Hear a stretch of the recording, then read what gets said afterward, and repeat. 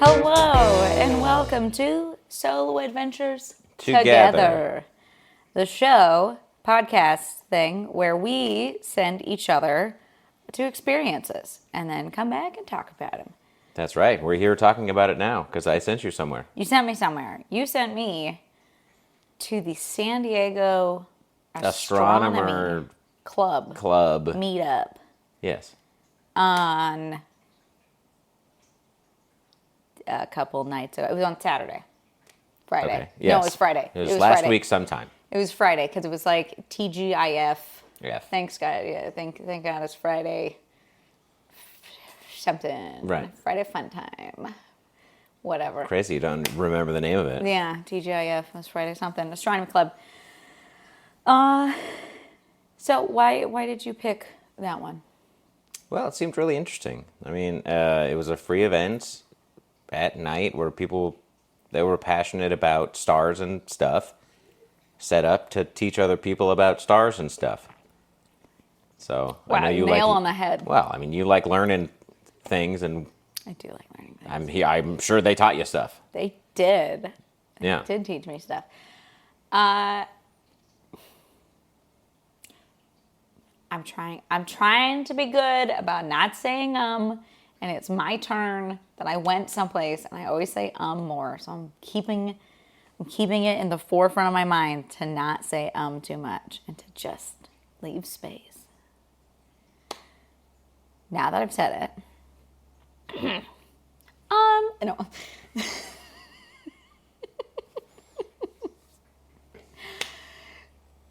So it's the event started at like 6 o'clock, and it was the farthest east I have been since we moved to San Diego. Okay.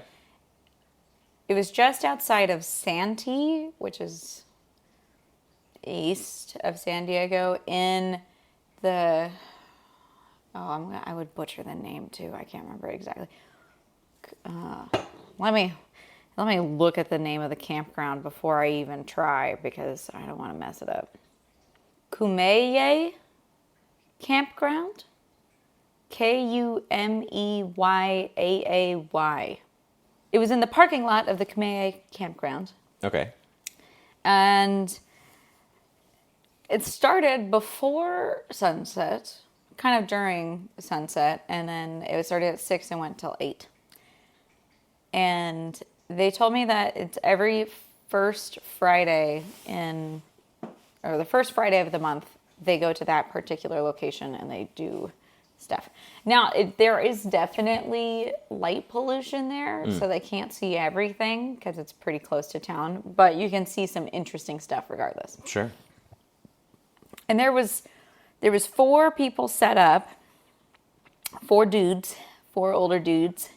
2 of them had telescopes that were like regular eyepiece telescopes that you'd look through. And then the other 2 had camera telescopes. What does that mean? So these were crazy. I'm sure they were expensive. One of them, and I did find the prices I didn't ask the prices of the big telescopes, but on the cameras, one guy had one that was $500, and then the other guy had one that was $4,000. Could you tell the difference?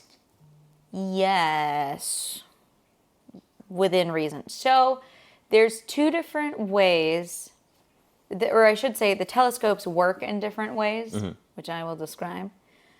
So obviously a regular eyepiece telescope is just a big, huge lens that you point at the sky and then you look through it and you can see into it. And they can't see,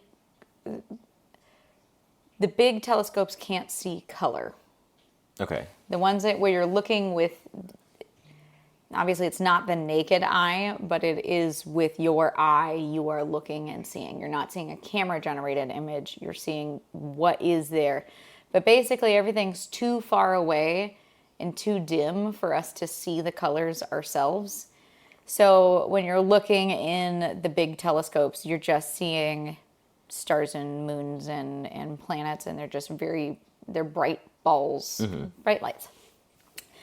And then if you're looking at the camera ones, they have a camera feed that's on a monitor that shows some really interesting stuff.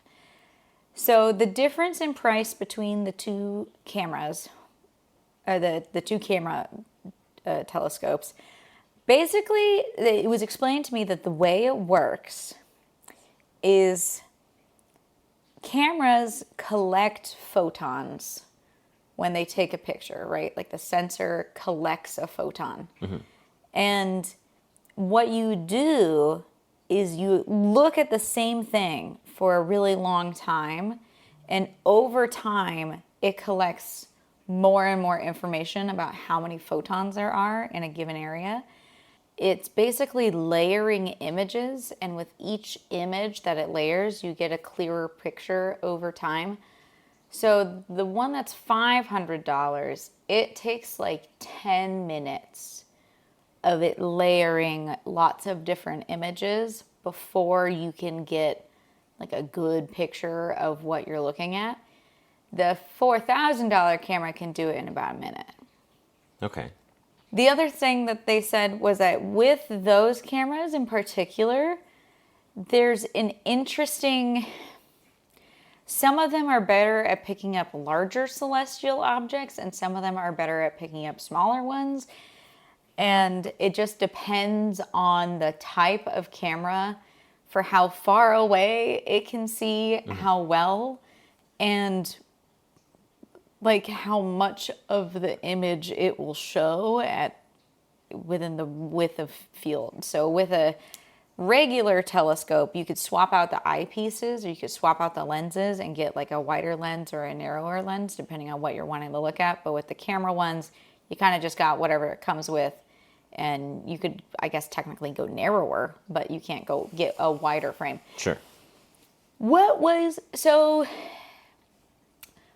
in the sky was Orion. Orion, the constellation, was in the sky. So that was one of the main ones that they were talking about, because on one side of the parking lot, there was like a radio tower with lights on it. So we couldn't really look at stuff over there because the lights were interfering.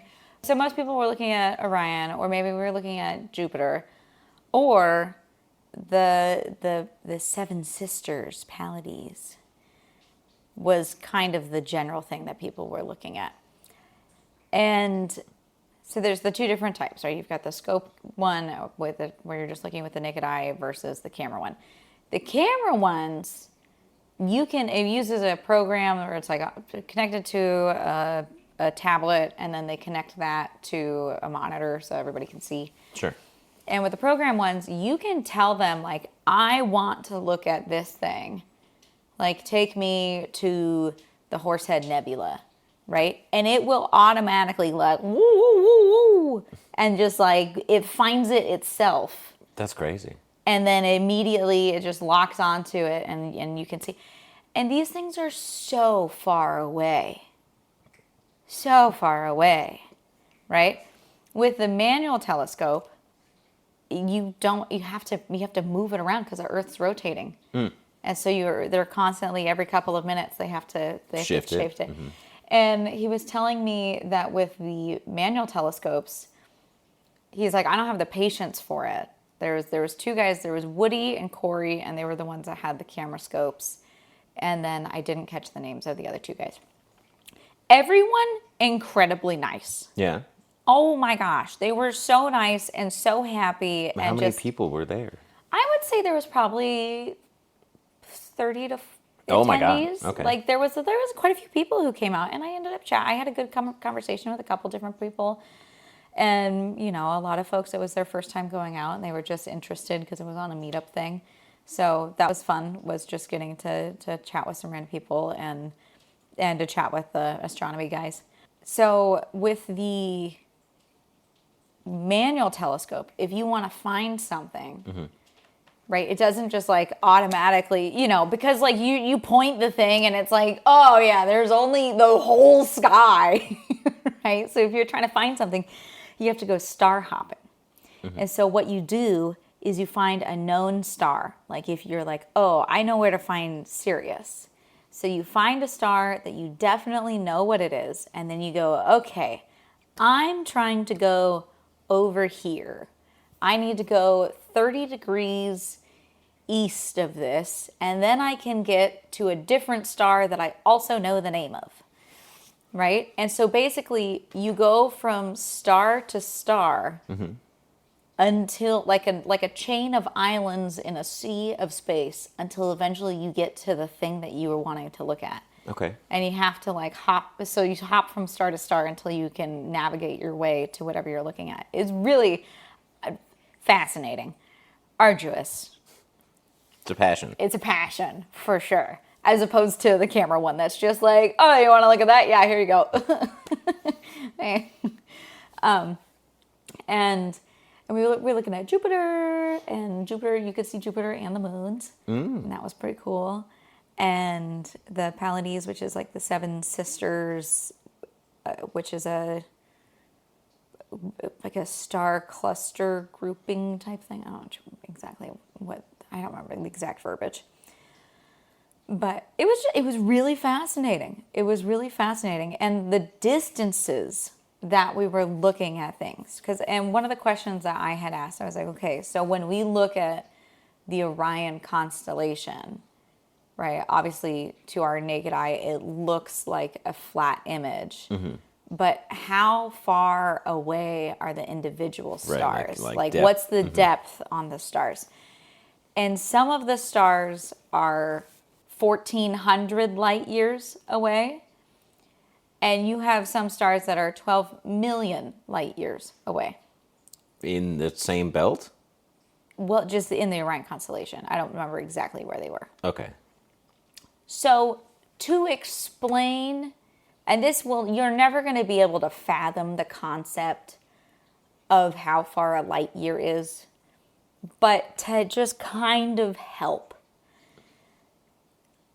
A light year is how far light can travel in a year. Right. Right? Light travels at a speed of 186,000 kilometers per second, which, if you were to use the Earth as your frame of reference, in 1 second, light can go around the Earth about 7.5 times. Wow. So that's 1 second. So when you think about a year, and then you're like, okay, 1,400 light years, and then you're like, okay, 12 million light years. Yeah. It's like mind-boggling. How? The distance is so insane. You cannot possibly pretend to perceive the No. amount of distance. It's all on pay. I mean, you could figure out the math and It's a see lot a of big zeros. number written down. It's a lot of zeros. Yeah. So it was really fascinating to be, I mean, and even just to be able to be like, oh yeah, I'm looking at these things.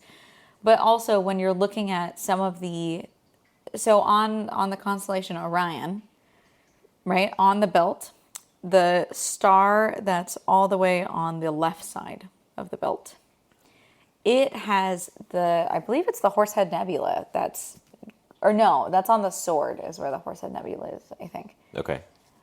And you guys will have to forgive me if I get some of the things mixed up. I'm going to do my best to not name specifics, but tell you the cool parts about it anyways, or at least what was told to me, because I don't remember every single specific thing. So the guy Corey that I was talking to, who had the very expensive camera telescope, he said basically the thing is it takes light that long to get to us. Right. Right? So if something was to happen today in the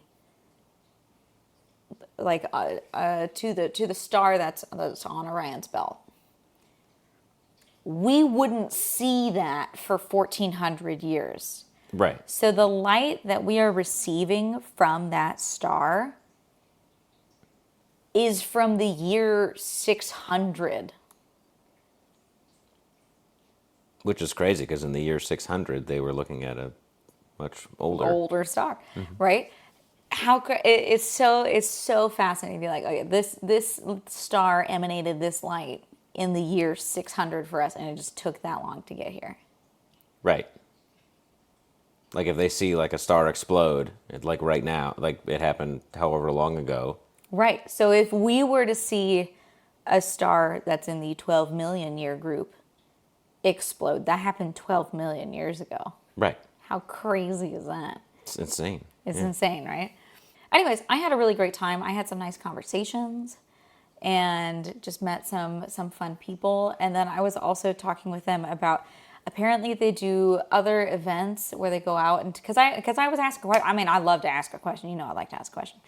So I was asking about how far, like, where do you have to go to see the Milky Way, was my question. I was like, if you wanted to go and see the Milky Way, how far out would you need to drive? Because you have to get away from a lot of like pollution to be able to see the Milky Way. Have you seen the Milky Way? Of course. I mean, because like, yeah, in Humboldt, growing up, you just have to go up on any of the mountains. Yeah, any of the mountains, and you can see the Milky Way. It's nothing crazy, or I should say, it's not that hard to access. Southern California, you've got some people down here that straight up have never really seen the stars. No. And in LA, I don't know if I ever saw the stars. Yeah. When we lived there. Really crazy. Maybe a couple of them. They could have been planes. Yeah. But they said if you go out to Sunrise Highway. Okay. You act like I should know what that is. I don't know, one of the highways.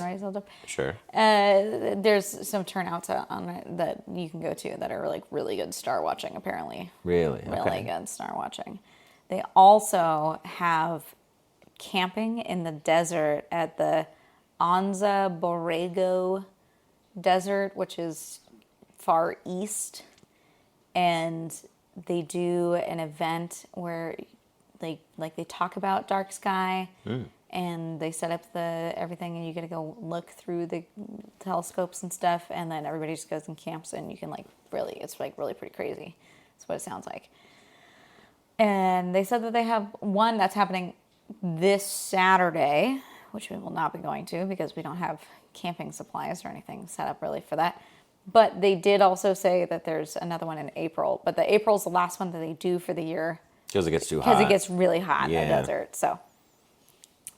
But I would be so down to go again. It was just a really delightful group of people. Yeah. And there was one guy that I ended up chatting with quite a lot, Corey. He said he also does paleontology stuff. And so then we had a whole conversation about paleontology. That was pretty awesome. He was talking about all the different, he's got some great specimens is what he was saying. And he was talking about all the different large land animals that used to live in Southern California, giant sloths and saber-toothed tigers. Like we saw at the zoo. Yeah, exactly. And I was telling him, I was like, oh yeah, we saw this thing at the zoo. And he was like, yeah, it must have been.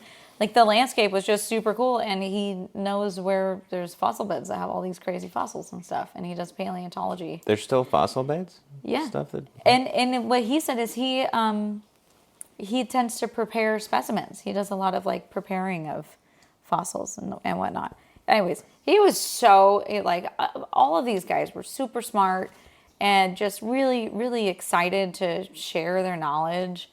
And, you know, I was busy being like asking hard questions. I always ask hard questions. But any answers you didn't expect? I mean, I was really quite surprised to be able to look at something that, you know, that's 12 million light years away. That was, especially when you're looking at the sky, it just feels incomprehensible because it's just a couple of, some stars and then a lot of dark. And to be able to be like, oh yeah, I'm looking 12 million miles away at a galaxy right now. That's crazy. And just how bright some of the stars were and how bright some of the planets are. Like, I was really genuinely impressed by how much you could see. So let me show you some of the pictures that I took. And then we'll put these in the... Of course, these will be in the description. So this is the readout from the Orion Nebula. So this is from the $4,000 camera. And this is like a star. So we'll call it image 1. Image 1 is a star nursery where in this big cloud of dust and gases, new stars are forming. Baby stars are being born. And basically, it's not like, so the bright spots are when nuclear fission has started. And so it's not until they get enough mass, enough of the gases and everything to like compressing to where until nuclear fission starts, and then that's when they start to glow. And so you've got all of this will eventually become stars, all of that dust. So this is looking with my phone camera through the lens of the scope. So this is what you would see in image 2 is what you would see approximately if you looked through the scope yourself. I think these ones were somewhere in that 14 million mile distance. This is the Seven Sisters, which, to be fair, I'm not sure exactly which ones of those stars are the sisters. Well, if you look at the biggest ones, right, you got the 3 at the top, you got those 2 in the middle, and then 1 down there. I don't know where the 7th one is. Well, that's the thing, is apparently there aren't 7, there's just 6. Oh. Which is also part of it, and it's like, why is it called the Seven Sisters when there's only 6 of them? I don't know. He had a fun little setup with little glowy cones. They all had red lights because they don't it's not that they don't interfere with the telescopes, but they don't interfere as much if you're using red light. You can still see. And I liked his little cones. But that's the camera on top of this little tripod. And it would self-orient. And this is kind of a better idea of what it looked like. So, wow, they had quite the setup. So that's the iPad or tablet, whatever, that's running the program. And then you just had an extra monitor so people could see. And that's the Horsehead Nebula. That looks like a horse head. That looks like a horse head. So that's the Horsehead Nebula. That's in Orion, the constellation. Not on the belt, but below the belt. Okay. And basically, what he told me was that the Horsehead itself is basically a cloud of dust. And what you're seeing behind it is the glow from other stars, and then the dust is like in the way. It's like in front of... Oh. For us, and that's why you can see it. Yeah. But if you were on closer, the other side, oh yeah. Well, if you were in the Horsehead Nebula, you wouldn't be able to see the Horsehead. No. Right. It's just because we're at this particular distance, and that's just another close up. So this was at this point. I don't know if I can see how long it had been rendering before.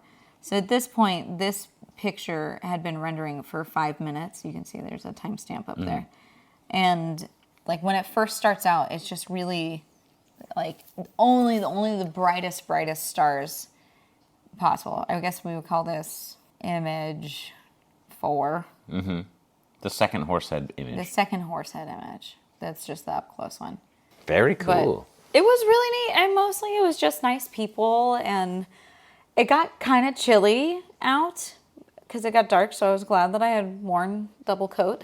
And yeah, overall, I had a really nice time, and I got to meet cool people, and yeah, I would go again. Would recommend. Well, it was a free event. And it was free. And he said that, because I asked about the astronomy club, I was like, oh, so how are you guys funded? And he said that before it was like membership dues, and that there was somewhere around, I think he said about 800 members, which is a lot. But yeah. He said there were that it was my membership dues, but they had an endowment recently that gave them like a big allotment. So they don't have to charge membership dues right now, which is pretty cool. That's great. But that they also have in like almost on the border, they have a 22-acre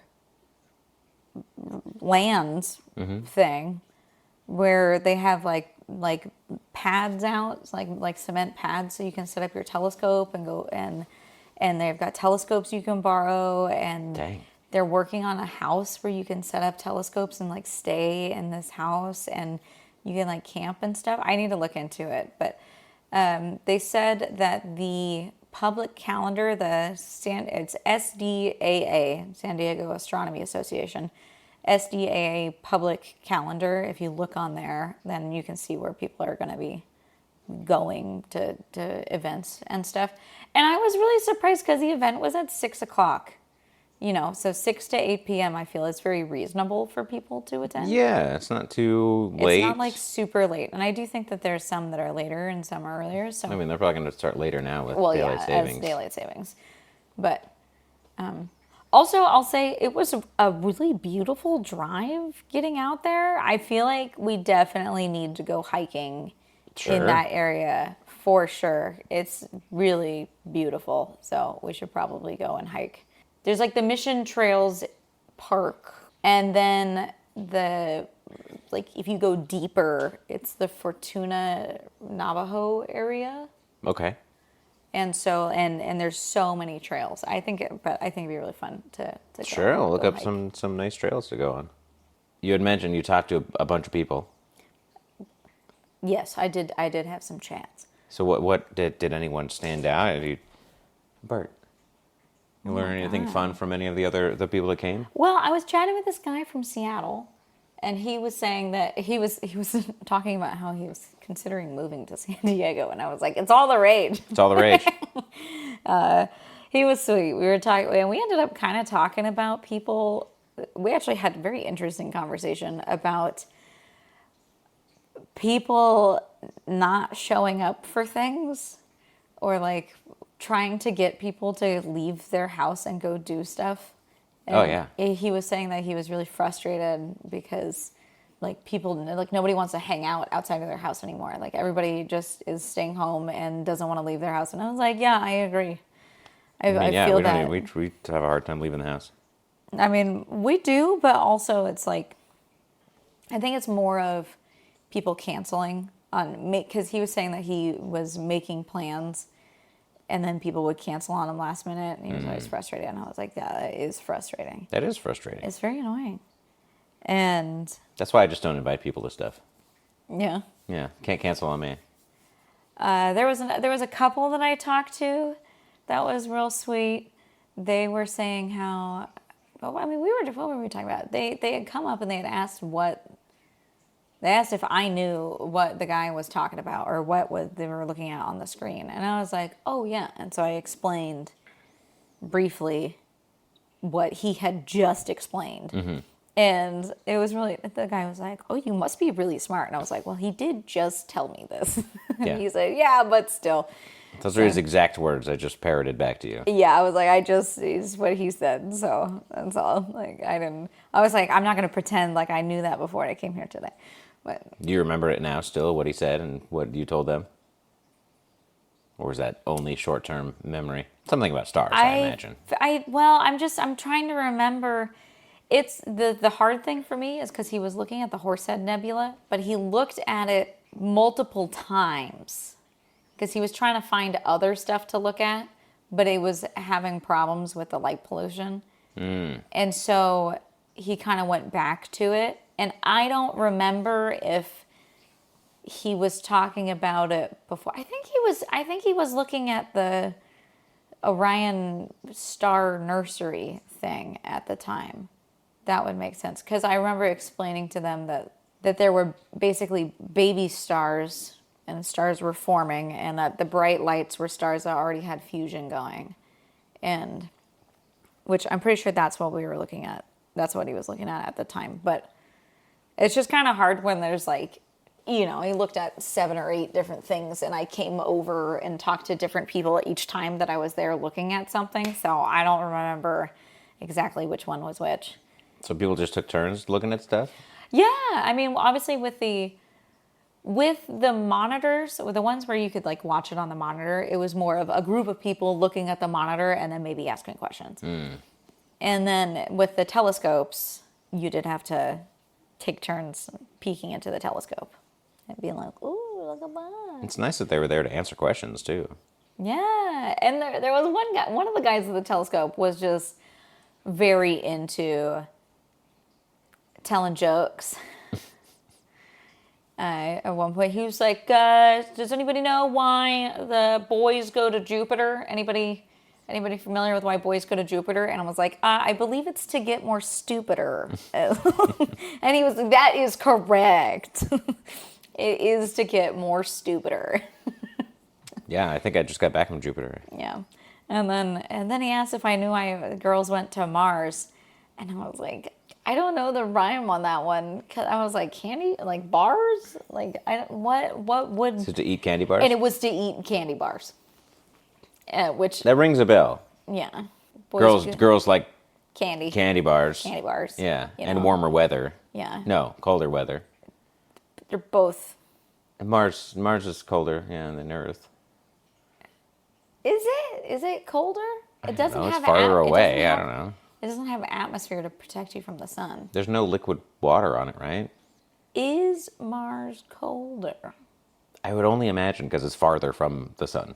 Well, yeah, but Jupiter's also farther from the sun, and it's not colder. Well, it's got all that gas. Yeah, because it's got like a liquid molten core.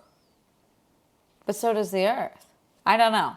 I'd have to look up the temperature of Mars because I feel like it's hotter. I don't know. Any comment below. Do you think, without looking it up, do you think that Mars is Half the hotter? people have already used AI to They've already figure out looking it up, yeah. Mars, and then they're talking about like the god of war from Greek mythology, and they're like, yes, he was very hot. He was ripped. He had a six-pack. Everyone wanted to kiss him. Everyone wanted to kiss him. Yeah, and they're like, no, I went the planet. And they're like, yes, his ass Yes, was his big ass and was round. big as a planet. Yeah. Yeah. 2 globes. 2 globes. Molten Earthquakes, core. Molten Yeah. core. Hot. Hot molten core. Hot molten core. I'm gonna dive deep into that thing. It's a journey to the center of the planets. The planet. Yeah. No, it was good. It was good. And there was, let's see, there was a couple I chatted with that I had explained the Star Nursery to, and we were kind of talking. And he asked, like the guy was like, "Oh, so what brings you out?" And I was like, "Oh, well, my husband and I, we." Bro, you broke the first rule about telling I him did about the not podcast. tell him about the podcast. Okay. I said, and I quote, "My husband and I, for enrichment, because we work together and we work at home, send each other out to go to events, to go meet people and have nice conversations so we can talk about it later." Because you gotta go and You're talk like, to all right, other now people. give me something to talk Right, about let's later. give me something to talk about. Did he give you anything? Well, it was an older couple. They were both in their 60s, and they had been dating for 8 weeks. Oh. That is something. It was sweet. I didn't expect it. And we were just talking about, well, and he asked, eventually he did ask what I did for work. And I told him about the show. You're like, I tell my grandma I'm a bartender. No, I told him about the show. And he was like, he was like, this tracks. He was like, honestly, you seem like the type of person, you seem like the type of personality to host a show. This sounds hilarious. This sounds really fun. And I was like, thanks. So they were just really sweet. They were nice. Hey, one viewer at a time. One viewer at a time. Steve, if you're out there. Yeah, no, Thanks for the that's a combo. whole nother level to actually listen to the podcast. If you watch the show, half the people don't even know there is a podcast. Oh, no. And I told him, I was like, it's on late night. So if you got Yeah, so nothing. if you like that and you watch that live, then you graduate to the YouTube videos. Right. Or no, I was first like- you graduate to the second I channels. told him about it because he was like, "Oh, like can I watch it not on Twitch?" And I was like, "Well, if you're on YouTube, like we have YouTube videos." And he's like, "Oh, okay."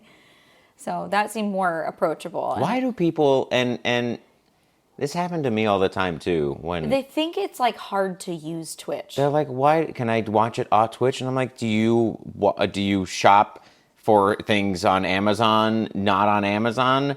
Do you go maybe to a local website to buy a table you like? Great, you shop at a better website."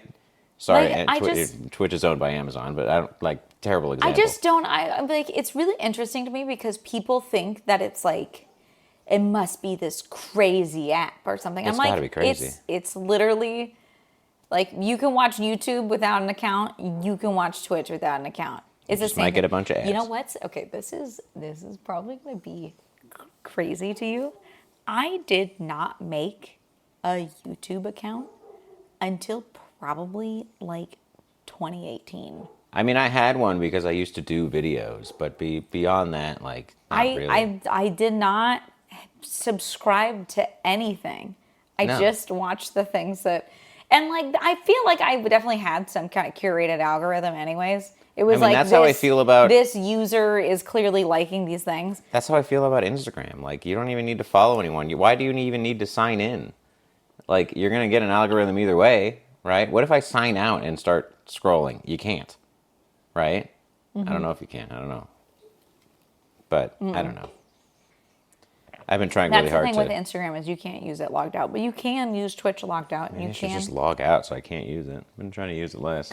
Oh gosh, if you have to log in every time you want to use it, God, that would be a pain. You would use it less for sure. Yeah, or if I leave my phone, I don't even know where my phone is right now.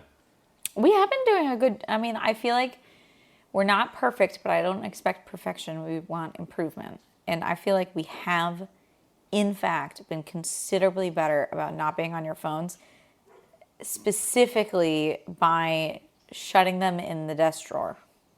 That has been very helpful. Out of sight, out of mind. And then, Well, yeah, because what do we need them for in the house? What do you need it for? I mean, I'll say it's my go-to thing for looking stuff up. And you know I love to look stuff up.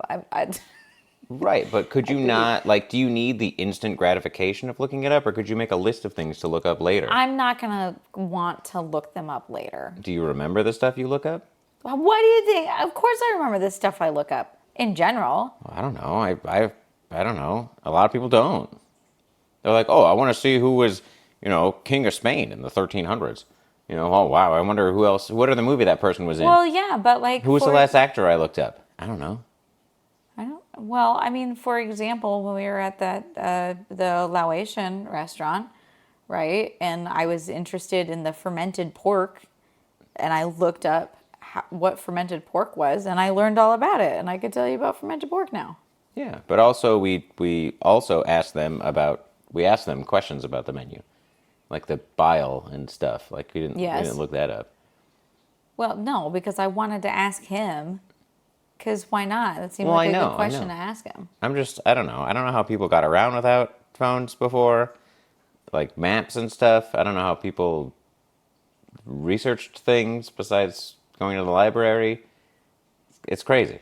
Researching things is so much easier now. Although I'll say it is both easy to search something, but the results are worse.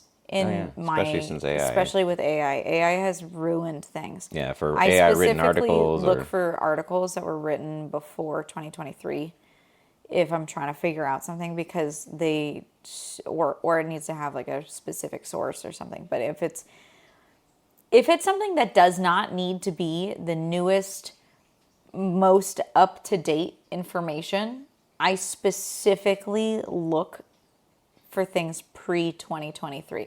Honestly, pre-2020 is even better. Yeah, before the dead internet theory and all of everyone on the internet was replaced by bots. Yep. Mm-hmm. That's what I like to do because that's going to be the most... When the timeline's fractured in my opinion, 2020. The most coherent writing was pre-2020. Like when people went to school to learn how to write without AI and then wrote without AI. And here's the thing. I mean, I've been learning about the decline in literacy, and it's been since before the pandemic.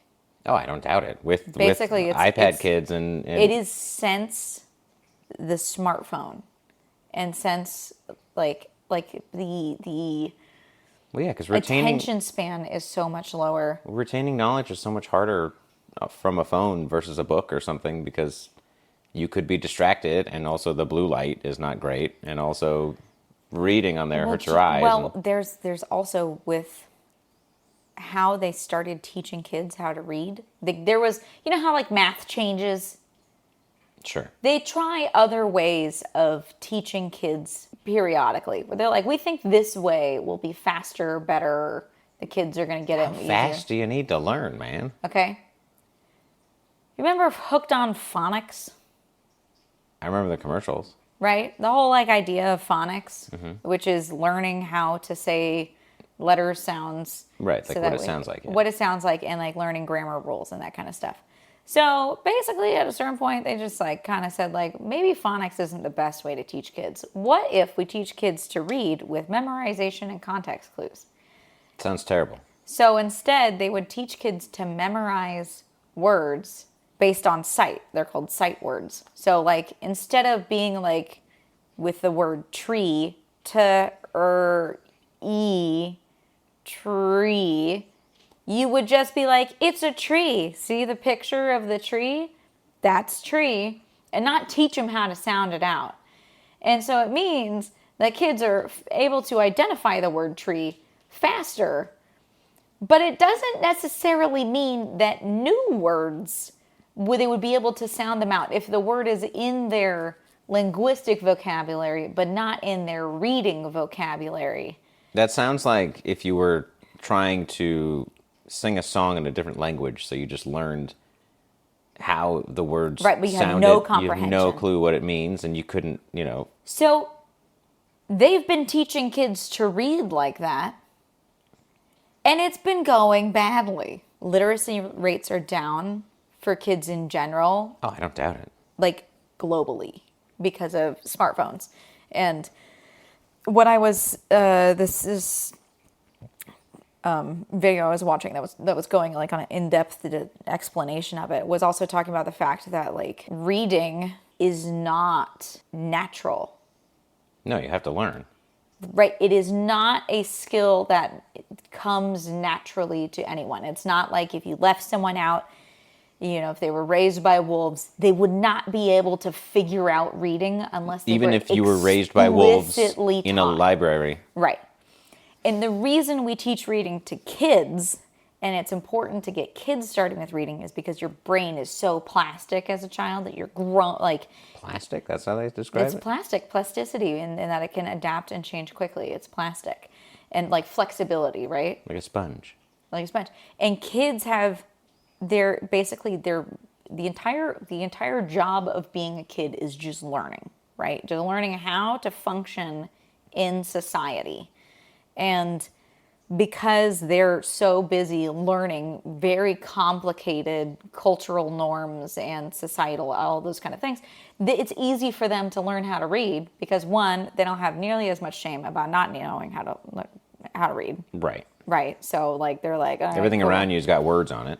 Right. So it makes sense to want to learn how to read. But then also you're way faster at it. Just like kids are way faster at picking up a second language than adults are, because their brain, that's like all their brain is focused on is, let's learn how to do this thing. It's not necessarily that they're dumber, but it's just that they are tuning themselves to really short bits of information. Well, yeah, they're going to the least, the path of least resistance to get good brain drugs. Yeah, exactly. Anywho, this was quite the conversation that came off of that, but... I mean, it all comes back to space. There were kids at the space event. Yeah, were they on their iPads? No, they were looking at the stars. Good parents. Nah, they were cute. The kids were sweet. None of them were complaining about anything.